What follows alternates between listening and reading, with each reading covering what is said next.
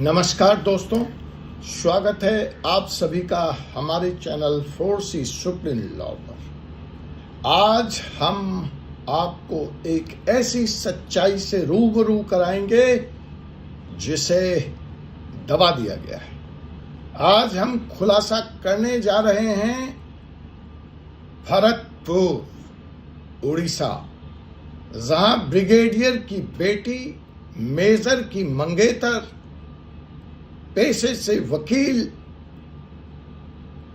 Army officer की बीवी, decorated army brigadier की बेटी और एक first class gazetted rank major rank की मंगेतर के साथ पुलिस स्टेशन में जो बर्बरता और अत्याचार किया गया और निर्लज्जता की सीमा को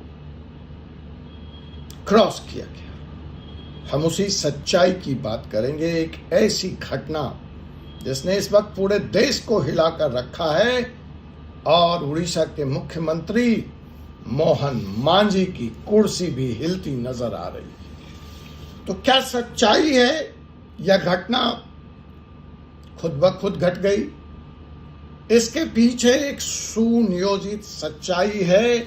उड़ीसा के मुख्यमंत्री, जिन्होंने मात्र अभी 100 दिन, मोहन मांझी बैकवर्ड कम्युनिटी से, SC ST कम्युनिटी से आते हैं, उनकी कुर्सी से उतारने की यह घटना है पुलिस विद्रोह की। यह घटना है पुलिस में माफिया गैंग की। यह घटना है जिस पर कभी सुप्रीम कोर्ट को टिप्पणी करनी पड़ी थी। इस देश का सबसे बड़ा गुंडा, वर्दीधारी गुंडा पुलिस। क्या आपने कभी सोचा है कि जब आप आराम से अपने घर में एसी कमरों में, रजाई में डूब के पड़े होते हैं, तो एक व्यक्ति जान लगाकर, अपनी जान की बाजी लगाकर देश की रक्षा कर रहा होता है। जब उस जवान, उस ऑफिसर की ही मानवीय और कानूनी ह्यूमन राइट्स का सवाल खड़ा हो जाता है, जब वह ही सुरक्षित नहीं है, जब उसको ही पुलिस के हाथों ऐसी दरिंदगी का सामना करना पड़ता है, तो इस देश में हम न्याय के लिए जाएं तो कहां जाएं? जी हां, मैं बात कर रहा हूं उसी उड़ीसा के भरतपुर थाने की, कोवरदा जिले के भरतपुर थाने की। आपने आज तक हो सकता है कोवरदा और भरतपुर के नाम पर राजस्थान शहर को ही जानते थे, लेकिन आज आप जान गए इस भरतपुर को, जो उड़ीसा के कोवरदा जिले में है, उस चौंकाने वाली घटना की, जहां सेना का एक उच्च स्तरीय अधिकारी, major rank, first class gazetted rank तो वहां सेकंड लेफ्टिनेंट से शुरू हो जाता है। बड़ी मेहनत और मशक्कत से एक जवान, एक ऑफिसर मेजर के रैंक तक पहुंचता है और उसके बाद उसकी जो रैंक है वो लेफ्टिनेंट कर्नल की रैंक होती है। फिर वो कर्नल बनता है और फिर वो ब्रिगेडियर बनता है। तो इस ब्रिगेडियर की बेटी और इस मेजर की मंगेतर, मैं उसी घटना की बात कर रहा हूं जिसको पुलिस ने बर्बरता से टॉर्चर किया। न सिर्फ थाने में मेजर को बंद रखा, उसकी पैंट उतरवाई। बात वहीं तक नहीं है, उसकी मंगेतर को भी बंद रखा, टॉर्चर किया, उसकी भी पैंट और बड़ा उतरवा दी गई। खुद बोला है उसने। यहीं तक नहीं रही, उस निर्लज्ज पुलिस अधिकारी ने, उस निर्लज्ज पुलिस अधिकारी ने यहीं तक अपना पैसीपन कायम नहीं रखा, उसने अपनी भी पैंट उतारी और अपने गुप्तांग उस लड़की को दिखाए। वह चीखती रही, चिल्लाती रही, उस रात न्याय की भीख मांगती रही। यह याद दिलाती है हमें कई ऐसे पुलिस बर्बरता के घटना की, जहां दिन में, सरेआम दिन में, रात में पुलिस वालों ने सामूहिक बलात्कार किया है महिलाओं के साथ। बट वो पुरानी घटना है, 70 की है। 78 की है, 72 की है। आज भी थानों में ऐसा हो सकता है? फिर ये कैसी आजादी है 70 साल के बाद? वह लड़की पेशे से वकील भी, तो सेना के एक उच्च अधिकारी पेशे से वकील, महिला। कैसा सभ्य समाज है हमारा यहाँ। हम कलकत्ता के उस घटना से आरजी कार मेडिकल हॉस्पिटल, जहां एक बहसी ने दारू पी करके यह घटना करी, उससे अभी उबड़े नहीं थे कि एक वर्दीधारी व्यक्ति ने, कानून के रक्षक ने यह सलूक किया है। बताइए हम कैसे माफ करें अपने आप को? हम कहां न्याय मांगने जाएं? जिसके ऊपर हमारे देश की, हमारी जान के सुरक्षा की रक्षा है, अगर उसको ही अपने देश में ऐसा सलूक सहना पड़े तो यह देश कहां जा रहा है? सोचने का विषय है। भारत में कानून के रक्षक ही खुलेआम अत्याचार कर रहे हैं। घटना के विषय में आपको अब तक पता है, मैं उसके डिटेल में नहीं जाना चाहूंगा। मैं कुछ और सवाल उठाना चाहता हूं। दोस्तों, क्या यह वही पुलिस है जिस पर हमें विश्वास है? क्या वह वही पुलिस है जिसका काम कानून की रक्षा करना है? क्या यह वही पुलिस है जिसका काम अपने नागरिकों के साथ सद्व्यवहार करना है? और वह भी वह नागरिक जो देश की सेवा करता है, जो देश की सर्वोच्च सेवा करता है। भरतपुर की इस घटना ने हमारी न्याय व्यवस्था के प्रणाली की चूलें हिला दी हैं। आज सवाल है कि क्या पुलिसकर्मी अपना काम कानून के तहत करते हैं? क्या वो अपने पद का दुरुपयोग नहीं करते? लेकिन उससे बड़ा सवाल है, यह जग जाहिर है पुलिसकर्मी क्या करते हैं। आए दिन सुप्रीम कोर्ट को चीखना चिल्लाना पड़ता है। उससे भी बड़ा सवाल है कि क्या इस देश में कानून व्यवस्था का राज है? क्या पुलिस अपने तरीके से, अपने फायदे के लिए कानूनों को तोड़ मरोड़ कर काम कर रही है? अगर सेना के एक उच्च अधिकारी के साथ, वकील के साथ, महिला के साथ ऐसा हो सकता है, तो आप कल्पना कीजिए, आप सोचिए कि इस देश में हर पल, जिस वक्त यह वीडियो आप देख रहे होंगे, उस वक्त भी किन किन थानों में आम जनता के साथ क्या हो रहा होगा। बात उच्च स्तरीय जांच से नहीं समझेगी, बात रिपोर्ट आने तक इंतजार की नहीं बनेगी। दोषियों को सजा मिलनी चाहिए, उनको न्याय के लिए दरवाजे खटखटाने दीजिए। अच्छा सवाल पूछा उड़ीसा हाई कोर्ट ने। जब नेशनल ह्यूमन राइट कमीशन का यह निर्देश है, जब सुप्रीम कोर्ट का यह निर्देश है कि हर थाने में सीसीटीवी कैमरे लगे होने चाहिए, तो उस थाने में और आज भी देश के किन किन थानों में कितने कैमरे लगे हैं? कैमरे लगे हैं तो क्या वो काम करते हैं, या कैमरे को कैसे धत्ता बताया जाता है? यह सारे सवाल हैं। इस घटना ने यह साबित कर दिया है दोस्तों कि आपको अपने अधिकारों के लिए जागरूक होना पड़ेगा। अगर कानून के ये रक्षक अत्याचारी बन गए हैं तो आपको इनको सबक सिखाना पड़ेगा। अगर कानून के रक्षा के लिए कानून को हाथ में लेने की जरूरत है तो लेना पड़ेगा।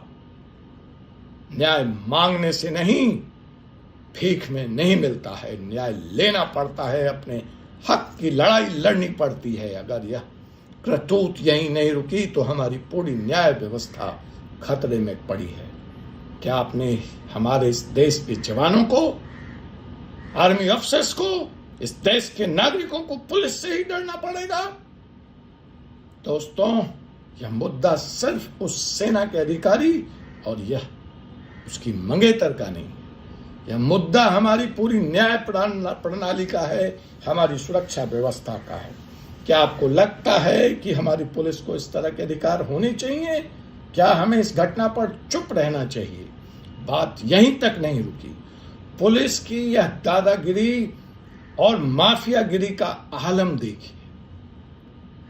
जब पूरा देश उनकी आलोचना कर रहा था तो ये 100 पुलिस वाले, उड़ीसा के 100 पुलिस वाले परेड ग्राउंड में जाकर इकट्ठे हो गए, विरोध करने लगे। ACP, inspector, sub inspector, constable सब शामिल थे।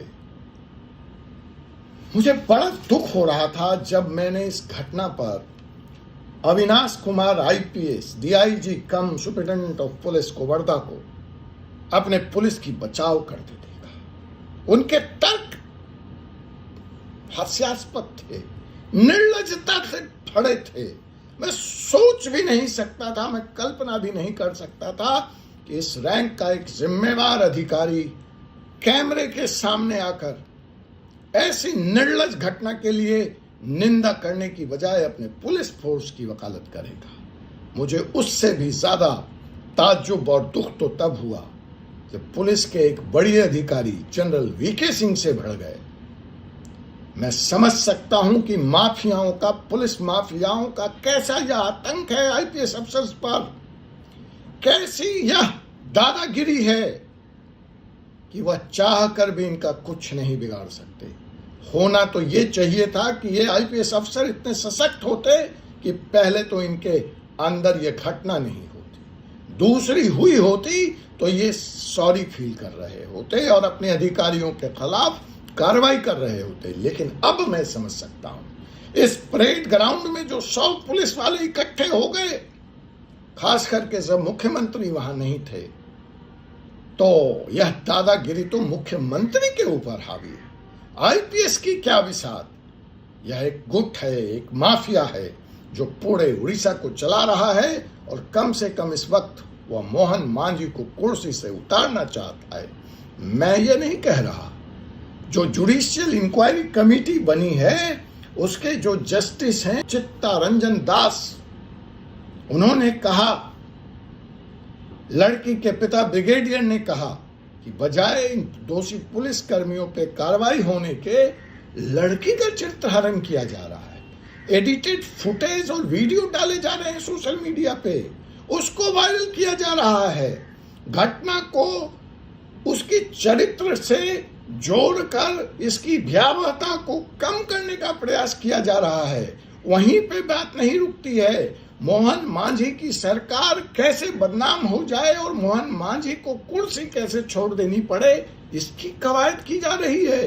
तो आप समझ लीजिए कि उड़ीसा की यह पुलिस माफिया न सिर्फ अमानवीय चरित्र रखती है, न सिर्फ यह गुंडागिरी का चरित्र रखती है, बल्कि यह इतनी दबंग है कि मुख्यमंत्री और आईपीएस और आईजी पुलिस और कप्तान इसके सामने और वकील और पत्रकार क्या दम्भ भरते हैं और क्या दम्भ भर लेंगे।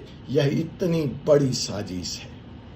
गलती से हाथ, मैं हंस रहा था जब अविनाश कुमार तर्क दे रहे थे कि ये लोग पुलिस थाने में घुसकर ये किया वो किया। अरे मान्यवर, ये किया वो किया मान लिया तो क्या लड़की का पैंट उतार देंगे थाने में? मान्यवर, आपने कहा कि उसने काट लिया तो क्या आप उसकी बड़ा उतार देंगे थाने में? किसने आपको आईपीएस बना दिया मान्यवर? आपको जेल में होना चाहिए। जो अधिकारी सस्पेंड हुए हैं उनको जेल में होना चाहिए। और सबसे बड़े, आप उनके रहनुमा हैं, आप उनके कप्तान थे, आपके अंडर में वो काम कर रहे थे और आप ऐसे शर्मनाक बयान खुलेआम कैमरे पे दे रहे हैं। शर्म आनी चाहिए। डूब मरिए जाकर। समझता हूं बाल बच्चे पालने के लिए आपकी नौकरी करना आपकी मजबूरी होगी, लेकिन ऐसी नौकरी लानत में। अविनाश कुमार, कुछ और कर लीजिए, सेब का ठेला लगा लीजिए, बच्चे पल जाएंगे। क्या संस्कार दे रहे हैं आप अपने बच्चों को? तर्क देखिए कि थाने में वो घुस करके उन्होंने ये कर दिया तो आप पैंट उतार देंगे, आप उसको गुप्तांग दिखाएंगे? है इसका जवाब आपके पास? हद हो गई। हद तो उस बात की हो गई कि इस पूरी घटना के क्रम में कई सीनियर पुलिस वाले, चलिए वो महिला कांस्टेबल नाइटी पहन के ड्यूटी करेगी, कहां सो रहे थे आप? इसका मतलब एज ए पुलिस कप्तान सबसे पहले आप गुनाहगार हैं, आप पूरी तरह से फेल हैं। आपको पता ही नहीं है आपके थाने में क्या हो रहा था। या माफिया इतनी सशक्त है कि आप कुछ नहीं कर सकते।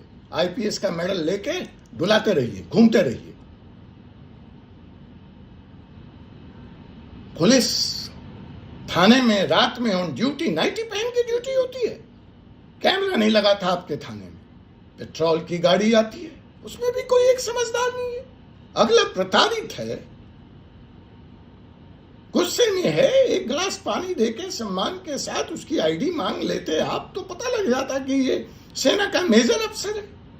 वाह, सारे के सारे या तो नशा किए हुए थे या पद के नशे में थे। पेट्रोल से बात नहीं बनी, सब इंस्पेक्टर आया, वही आलम, और इंस्पेक्टर ने तो हद ही कर दी, पैंट उतार दी, ब्रा उतार दी, गुप्तांग दिखा रहा है। शर्म आती है, छी।